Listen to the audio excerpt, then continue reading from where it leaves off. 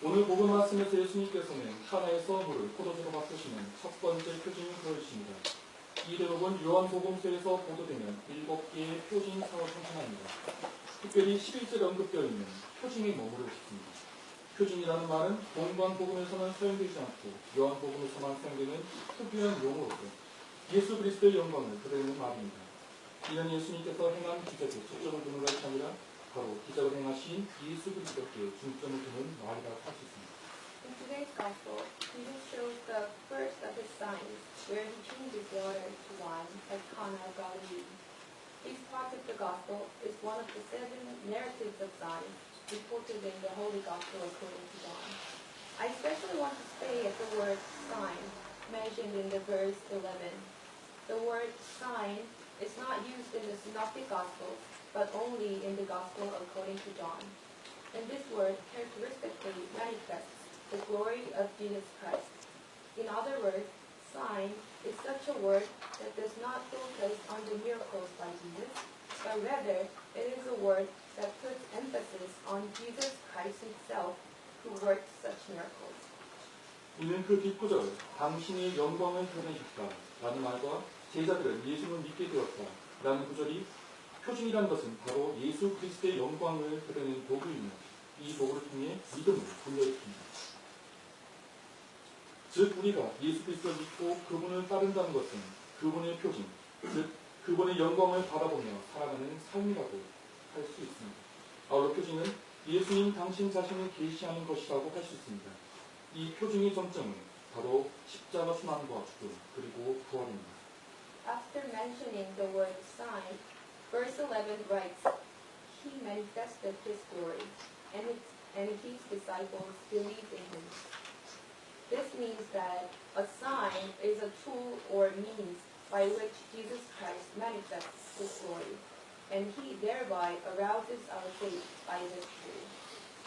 That is to say, believing in Jesus and following Him means a life looking at His sign, which is His glory. Also, signs can be understood as Christ's way to reveal Himself.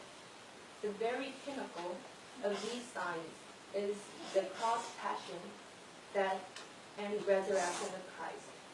본건복음서가 예수님의 공생활을 통해 십자가의 영광을 드리는 형식으로 이루어져 있다면 요한복음서는 예수 그리스도께서 받으신 십자가가 왜 그분께는 영광이 되는가에 대한 사실을 뒷받침해주는 것이 바로 예수님의 공생활이라고 할 수 있습니다.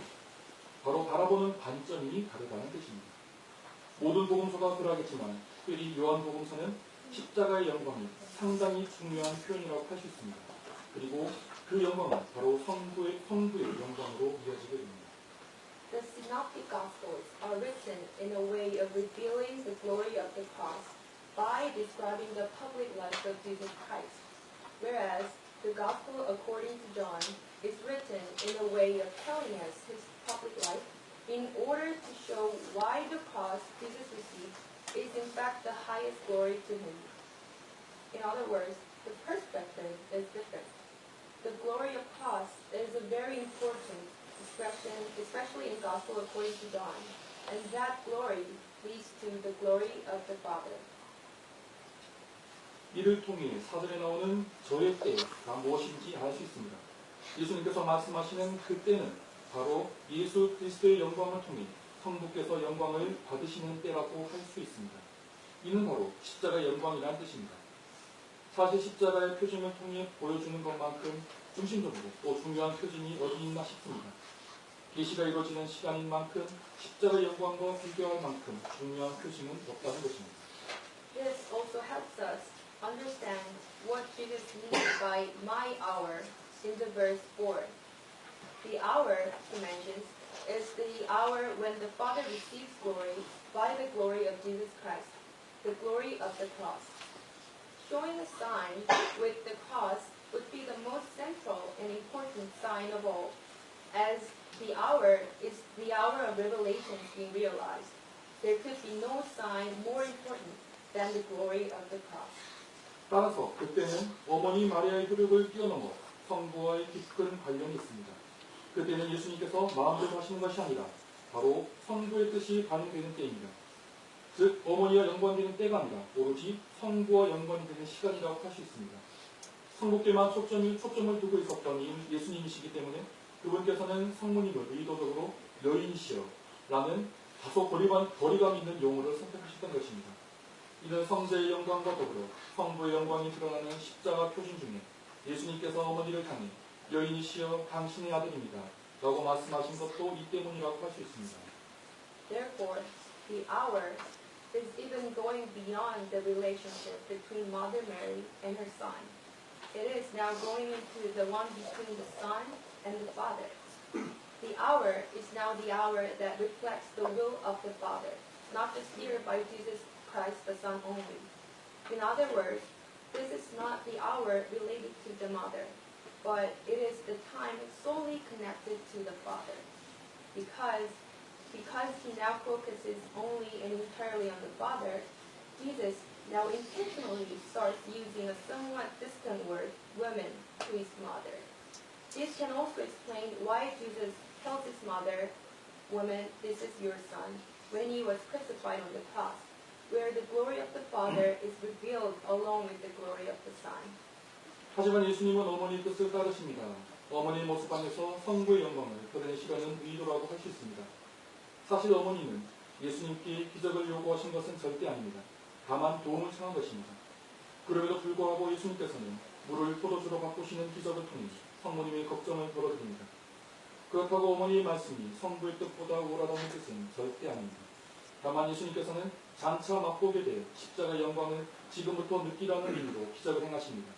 그리고 그 기적을 맛보는, 즉 그 포도주를 맛보는 자만이 예수님의 영광을 보고 그것을 통해 성부의 영광을 바라보게 됩니다.